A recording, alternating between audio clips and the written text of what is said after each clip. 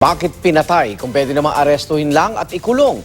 Tanong yan ang mga naulila ng mga magsasakang nasawi sa Negros Oriental na ay sa pulisya ay pawang mga nanlaban. Iniwalay sila sa mga kaanak imbis na simpleng isilbi lang ang search warrant at ang ilang magsasaka. Binusalan pa umano sa bibig. Saksi si Evel Sumangil. Magtampo lang taking.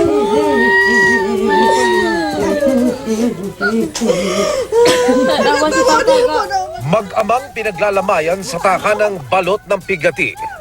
Galit at mga katanungan. Sisilbihan lang ng search warrant para umano sa mga iligal na baril si Rogelio Recomono, 73 anyos at anak niyang si Ricky, 23 anyos, dito sa Barangay Masulog, Canlaon, Negros Oriental. Ang sabi ng mga pulis, nanlaban ang mag-ama, pero giit ng mga naulila, hindi sila nakalaban. Nahiwalay pa nga raw sa kanila ang mag-ama sa kabinusalan at ang baril na nakuha sa kanila, itinanim lang. May putok doon sa loob. Nanlaban ba siya? Waay. Paano mo nasabing hindi? May tabon, may bunga nga lang. Noong Sabado rin na madaling araw, ni-raid ng mga pulis ang bahay ng pamilya Pañares sa Barangay Bayog. Babasahin daw nila yung warrant. Sabi ng mama ko, dito lang sa taas kasi maliwanag dito sa baba, madilim. So, sabi ng mama ko, ipaano yung ilaw, parang maliwanag. So, ayun lang paanoin sir kasi may flashlight daw sila. Ang mama ko, hindi na pinakita sir kung ano lang ginagawa. Nakita ng kuan ko na pinadapa daw silang papa at saka Mario. Mga 5 minutes sir, bumutok. Ilang minuto raw hawak ng mga pulis si Melchor, 76 anyos, at anak na si Mario. Kaya paano nilang makapanlalaban pa? Tulad ng mag-amang Recomono, mga pulis parawan nagdala sa ospital sa mag-amang Pañares at pinasunod na lang daw ang mga kaanak. Bakit pagpunta namin sa ospital sir, patay na silang dalawa daw, dami na silang sugat sir. Kasi sabi nila sir, wala daw sugat. Huwag kayong mag-alala kasi yung papa nyo buhay. Ang binan nyo buhay, sa paan lang daw nila binaril. Ang nakitang shotgun at revolver, sabi ng pamilya, pag-aari raw na mag-ama pero luma at hindi na raw gumagana. Hindi naman namin dinideny sir na may arma sila sir. Ang sa amin lang kung kasalanan man lang nag-ano sila ng armas, bakit pinatay pa nila sir? Pwede naman sila, ikukulong. Sa Barangay Aquino naman, patay rin sa raid ang magsasakang si Genesis Palmares, 50 anyos. Karumal-dumal po sir. Kagagawa ng sir, demonyo. Walang kasalanan yung tito ko sir. Walang kasalanan.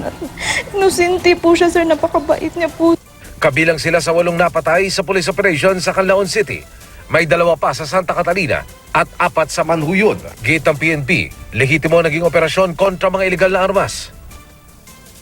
Madaling araw po tayo nag-serve doon kasi po yung mga lugar na yun malalayo po, nasa mga bundok-bundok. Lahat po ng information na kuha natin, nagkaroon po ng validation at another validation. Di totoong ito ay massacre.